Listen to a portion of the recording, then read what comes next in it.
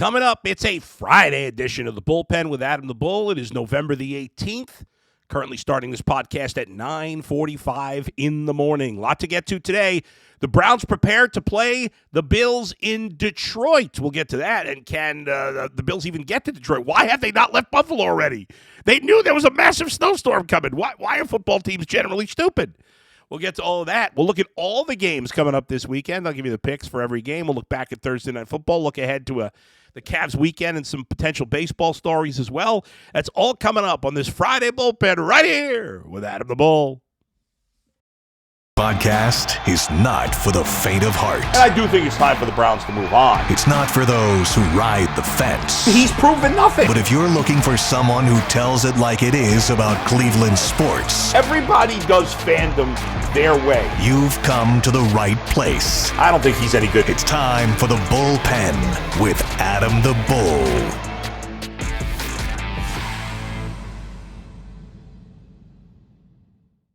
Yes, indeed. We are back. It is a big Friday and a lot to get to today. I got my Cobra Kai shirt on. Strike first, strike hard, no mercy.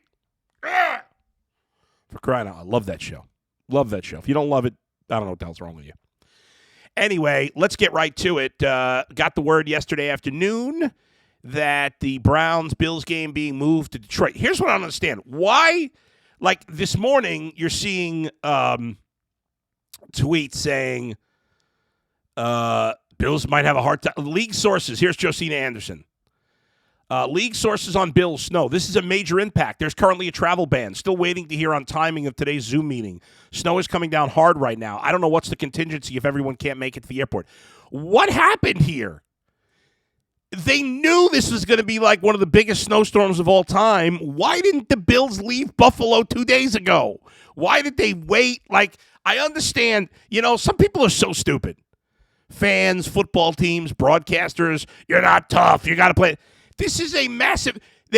First of all, it's too dangerous to play in Buffalo. Okay, it has nothing to do with being tough. If your response to this game being moved is people are not tough enough, you're an idiot. You're not really tough. Anybody that thinks it's tough to the city, they got to clean the streets. There's going to be people without power. It's going to be a total disaster in Buffalo.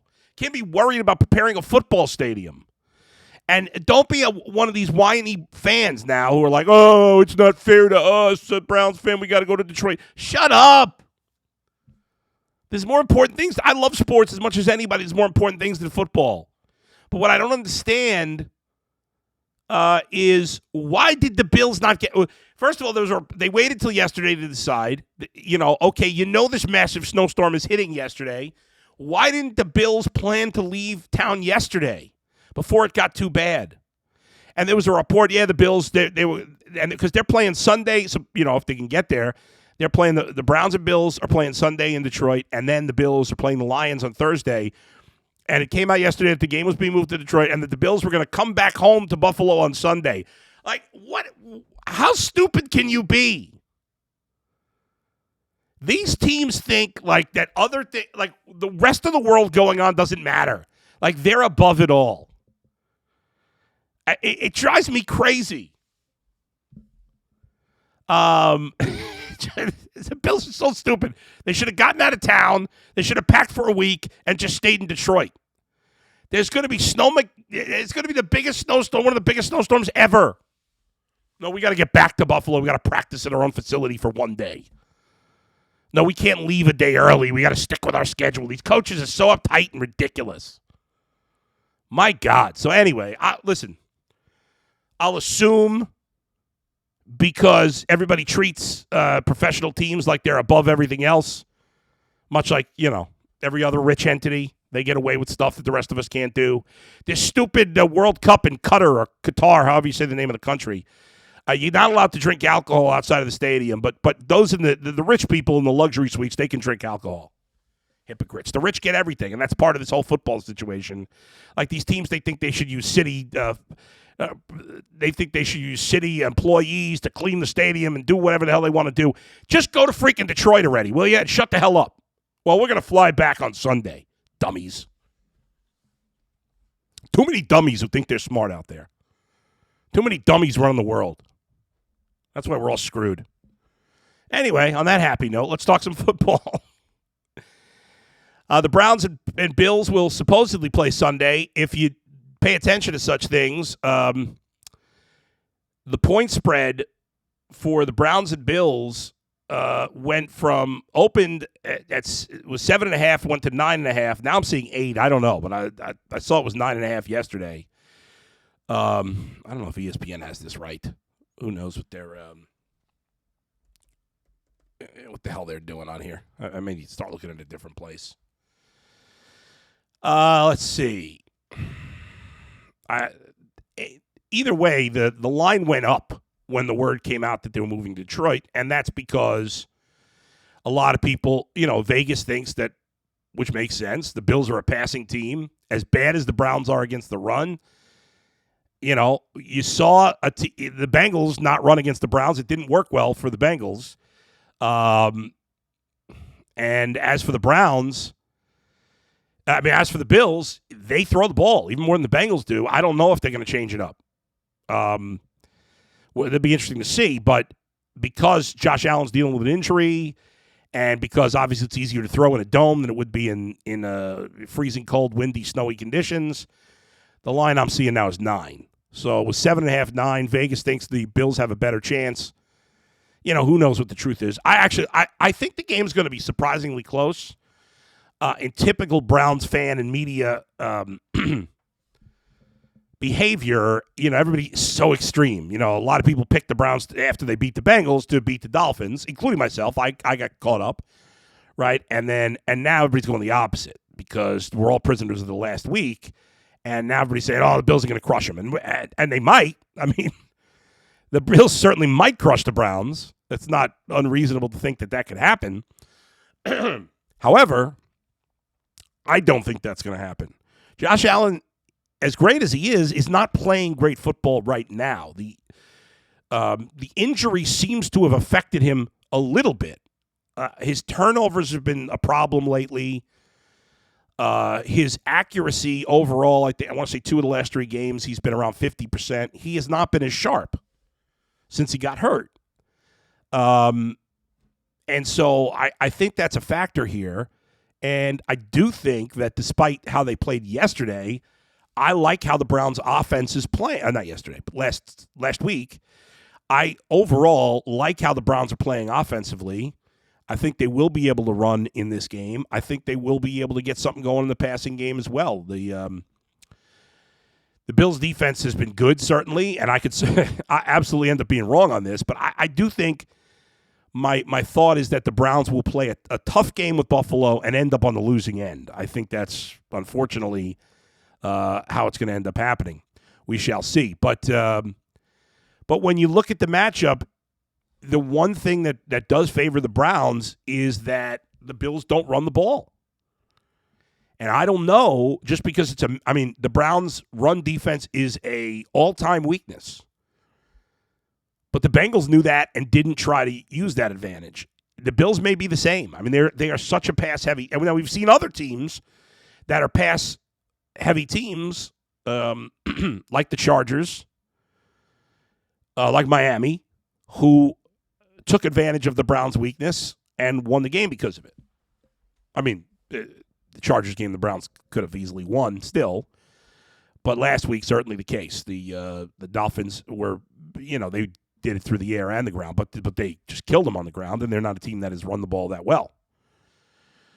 So it'll be interesting to see if the Bills lean heavy on their starting back, Devin Singletary, who's been, decent, but they just don't give him the ball that much. I'll be fascinated to see if they take a lesson from what the Dolphins did. So that'll certainly be something to keep an eye on this week. Assuming the Bills can get to Detroit. It's just so crazy. All right, so I'm going to take a break. When I come back, I'm going to go through all the games this weekend, give you all my picks versus the spread. That's coming up next. First, Bet Online, speaking of spreads, betonline.net. your number one source for sports betting info, stats, news, and analysis. Get the latest odds and trends for every professional and amateur league out there, from football to basketball to soccer to esports. We've got it all at betonline.net. And if you love sports podcasts, you can find those at BetOnline as well. We're always the fastest and easiest way to get your betting fix. Head to the website today, or you use your mobile device to learn more.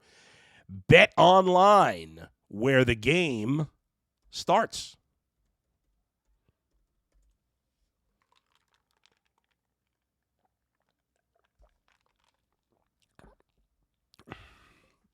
All right, let's get to the NFL games for this week. I'll continue to use my ESPN point spreads. That's what I've been doing every week, so I'll go with that. Even though the ESPN only has the Browns as an 8-point underdog, and I've seen a 9-point underdog, but not a big deal. All right, we'll get to that game after. Let's start with the other 1 o'clock games on Sunday, starting with the Bears and the Falcons. Falcons are a 3-point favorite at home. Bears have been a bad road team. They've lost 4 of 5. We know the emergence of Josh Fields, mostly on the ground. He has 749 rushing yards, over 7 yards per carry for Justin Fields, and a lot of that in the last month, 6 weeks. But overall, their offense has improved a lot. Atlanta, we know they've run the ball well. I think this game's a toss-up. I don't think either team's really that good, but you know what? I'll go with the Justin Fields hot streak right now. He's played well. Atlanta's defense is not very good, and I'll bet on Justin Fields being a field goal game either way, so I'll take the dog in this one. I'll take the Bears +3 in Atlanta. Eagles at the Colts. Eagles are at 7-point road favorite. They have lost their tight end, Dallas Goedert, which is a pretty big loss. Eagles, who had won their first 8, took a loss last week. Everybody, has taken their sides on the Jeff Saturday thing. Obviously, if he wins against the Eagles at home, then the people who are saying, screw paying your dues are going to be pumping their chest. And so, I think last week was an anomaly for both teams, the Eagles on the bad side, the Colts on the good side. I love this idea, and it's I'm part of the problem. There's so much sports media now that they need, they got to come up with all these ridiculous topics. And so, of course, whenever the first undefeated team loses, everybody's like, did we learn something? No, it was they didn't play well. And the Colts, got some momentum off of Jeff Saturday. Now it comes back to the reality of what these teams are. Philadelphia is much better than Indy. Even on the road, I'm going to lay the 7 points with the Eagles. Jets and Patriots, this one's interesting. I think the Jets are a better team. Jets are surprisingly 4-0 on the road. It's amazing. 4-0 on the road, 2-3 at home. Wild. Patriots have been better on the road, too. They're 3-2 on the road and 2-2 at home. But the Patriots have had the Jets' number, even this year, early in the season. I'll take the Patriots at home to tie the Jets at 6-4. Jets just have had a real time beating the Patriots. It's kind of like a Bengals-Browns thing in recent years, although the Patriots-Jet one is a lot longer. So I'll take the Patriots at home, favored by 3.5. I think the Jets, I hate their quarterback. Now, I don't love Mac Jones either. I don't think Mac Jones or Zach Wilson are long-term answers for those teams. I don't think either one is that good. But right now, New England's at home. They have, I like their running game better. Obviously, the Jets have lost their starting tailback, so they're going with backups now. Breece Hall was off to a great start, got hurt. And I think the Jets got to get over this hump against the Patriots. I don't like the half, but I'll still lay it with the 3.5 with the Patriots. Rams and Saints, this is an awful 1 o'clock game. Both these teams are terrible. The Rams may be the worst defending champion of all time. They're 3-6. They're a complete mess. Stafford's not playing well. They've lost their best player on offense. They have no running game. But the Saints aren't much better. The Saints haven't played well at home. Usually have a huge home field advantage. They're 2-4 at home. I can't believe they're playing the 7th home game already in the 11th week. That's crazy. Man, I guess without Cooper Kupp, I just don't know how the Rams move the ball. I'll go with the Saints at home -3. 1 o'clock, Giants at home against the Lions. This line is stunning to me. How are the Giants only a 3-point? Vegas hates the Giants. And listen, I'm not a total believer in the Giants. I don't think they're as good as their record, but the Lions stink. And does Vegas really think the Lions and Giants are even teams? Again, I don't think the Giants are as good as their record, but I think they're definitely better than the Lions. I don't understand how they're only a 3-point favorite at home, but I'll take the Giants. In this one, Saquon Barkley will have a big game. Panthers at the Ravens. Baker Mayfield to be on the field for the Panthers. He's going to start for the first time in a while. Against the Ravens. Ravens have, there's a lot of points. I'd stay away from this game. It's hard to lay 13 points in the NFL. The Ravens are much better. There's no way I could take the Panthers in this one. Ugh, I hate this game. I would definitely stay away from it. If I have to pick, I'd take the Ravens. The Ravens are playing well. They're coming off a bye. The Panthers are a disaster. They haven't won a road game all year. I'll lay the 13, but I don't love it. It's a lot of points in the NFL. A final 1 o'clock game besides the Browns, which I'll get to at the end. We got the Commanders at the Texans. Commanders at the Texans. That's a 1 o'clock start. Washington is a 3-point road favorite. I like the way the Commanders are playing. They've played well with Taylor Heineke. He's not a great player. He's not a long-term answer, but I don't know, there's just something about him. Against other bad teams, I like Washington. Their defense is kind of rounded into form and playing better. They ran the ball a lot last week. Didn't necessarily run it well. Houston, Damian Pierce has done a nice job running the ball. And Houston, but they don't. I mean, their defense stinks. Their quarterback stinks. They're a mess outside of their running back. I'll lay the 3 Washington on the road. All right, 4 o'clock games. We got the Raiders at the Broncos. Broncos are a 2.5-point favorite. Another game where these two teams are awful. I'll take the Broncos at home in this one. The Raiders are a total disaster. They're winless. They're 0-5 on the road.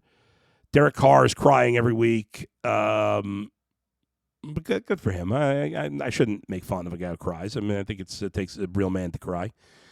But they're just a mess. They lost to the Colts last week.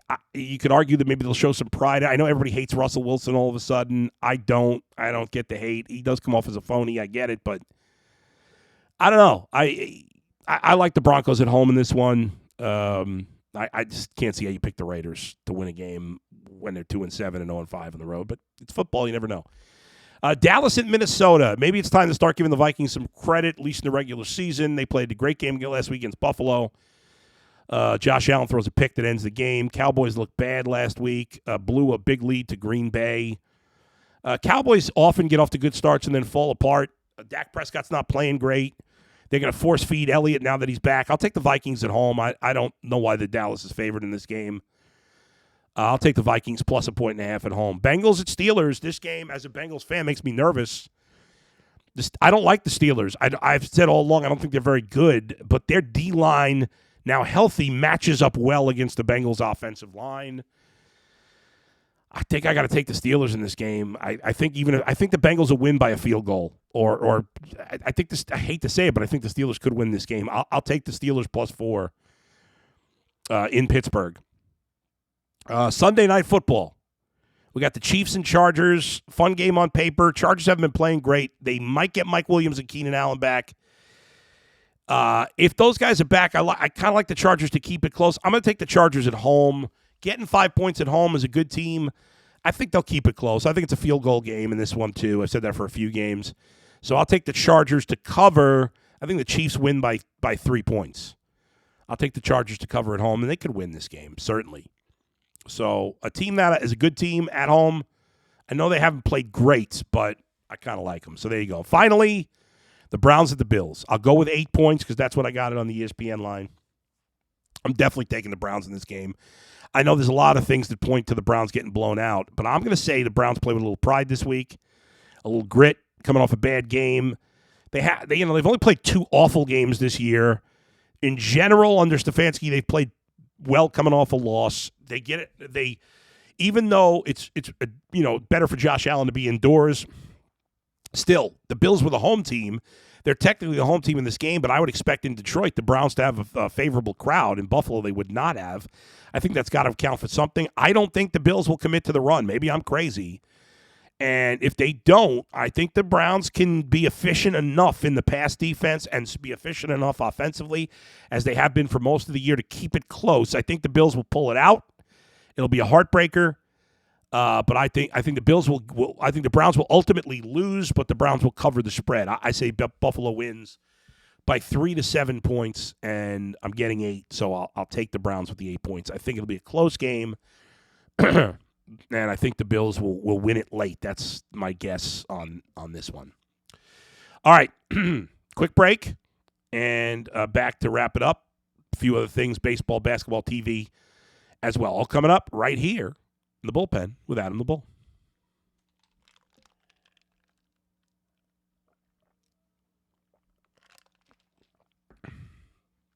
All right. So the Cavs this weekend have 2 chances to end this losing skid.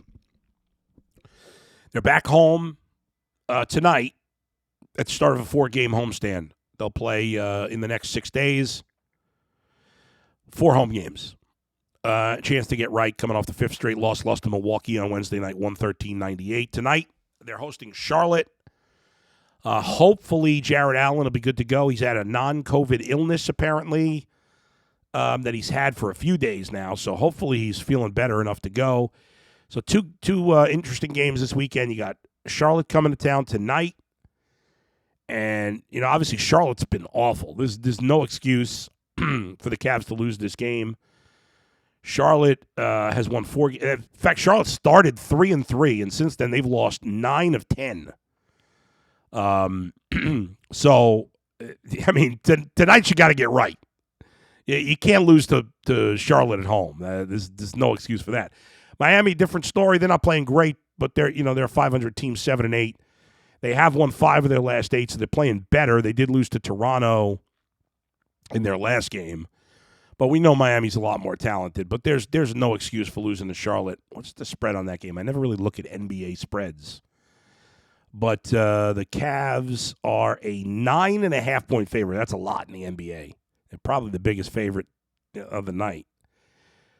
Yep, 9.5 points. Cavs are the biggest favorite. Mavericks at home against the Nuggets by 9, and the Bulls at home against the Magic by 9. But the Cavs a 9.5-point favorite over Charlotte. Over under 221. So there you go. Anyway, hopefully the Cavs will get it done. In terms of baseball, tonight is it seems like, as soon as the season ends, there's a couple of deadlines every few days. Tonight is the deadline to decide if you're going to offer someone a contract or non-tender them for the 2023 season. So there's a couple of guys who we could see get non-tendered who would be interesting additions to the free agent market. One of those guys is Cody Bellinger. Guy was an MVP 3 years ago and it's been kind of a disaster since. So he's one of the interesting guys that we could see pop up here in free agency on non-tender day. Non-tender means, guys, if a player has a guaranteed contract, then you can't non-tender him because guaranteed. But before a guy has reached free agency, if he's in his pre-arbitration years or his arbitration years, a team can non-tender you, which means they're not going to pay you, which means you become a free agent. And Cody Bellinger is one of those guys. One other thing that I wanted to hit on real quick, TV-wise. So last year there was a show on HBO Max called the Sex Lives of College Girls. It sounds like a weird show. It sounds like an obnoxious show, but it was actually really good. My wife and I really liked it. It was really funny. And the second season just came out. We were excited. We started watching the first 2 episodes this year, and they were horrible. It was like cheeseball. It was like a network TV show with sex. And it was so cheesy and awful. And then I'm like, well, was it cheesy and awful in year 1, or did it get worse? I don't know what happened. Somebody needs to tell me what happened. Mindy Kaling is in charge of the show. First season I thought was great. Now I feel like I got to go back and watch it, see if I was kidding myself. Because the first 2 episodes are absolute trash. I don't know. Meanwhile, there's a new show on Hulu that I started watching last night. Fleischman is in Trouble. which the first 2 episodes are out. It stars, what's his name? Jesse Eisenberg. Claire Danes is in it. I like it. I watched the first episode. We started the second one, then we went to sleep. But first episode was good. Was funny. I haven't watched yet. The first 2 episodes of Yellowstone are out. 3rd episode this weekend. I'm excited about it. I'm letting the few episodes build up before my wife and I start binging it. And then, of course, if you're into such a thing, the final episode after 11 seasons and over 100 episodes. I don't know how many total episodes. The final episode of Walking Dead, and they're going to have more spin-offs and stuff like that, but the final episode of the original Walking Dead show is this Sunday. They're doing a red carpet thing. It's 90 minutes. I'm excited about it. I know most people have jumped off the bandwagon of that show a while ago, but I'm excited about the final ever episode of that.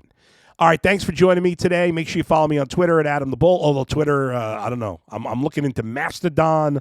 I'm looking into what's the other one? Not Truth Social. That's bad news. Shoot, what's the other one called that somebody mentioned to me? I gotta look it up. If you know, folks, send me a message. I got to find another social media platform. I don't know if anything's really going to happen to Twitter, but Counter Social or Mastodon have been 2 suggestions. I never heard of these things before this week. But in case Twitter is the death knell because this knucklehead Elon Musk. Why do people get offended when you insult Elon Musk as if he's part of your family? He's a billionaire who doesn't give a rat's ass about you. I don't know why people are worked up when we rip him, but he's fired. And we're excited that he's fired 90% of the staff. Most of us are regular people, and we're excited. We're rooting for a billionaire who has fired a bunch of workers. I don't understand that. I don't understand. But anyway, so I'm just looking into these other things. But check me out on Cameo. Check out my website, adamthebull.com. Make sure you subscribe to the Ultimate Cleveland Sports Show YouTube page, where we'll get alerts if you click on the bell whenever my podcast comes out, whenever we do special breaking news broadcast, post-game broadcast, anything related to the Ultimate Cleveland Sports Show. Become a member if you can. If you're interested, $4.99 a month. A lot of extra bonus content. It's going to be really good stuff. It's already really good stuff. And there you go. Check out the Locked On Browns podcast as well with G. Bush and Jeff Lloyd. Talk to you tomorrow. Make sure you check out the Ultimate Cleveland Sports Show today. I'll hopefully be back in studio on Monday finally. Hope. We'll talk to you Monday. Where else but right here in the bullpen with Adam the Bull. See ya. Cobra Kai!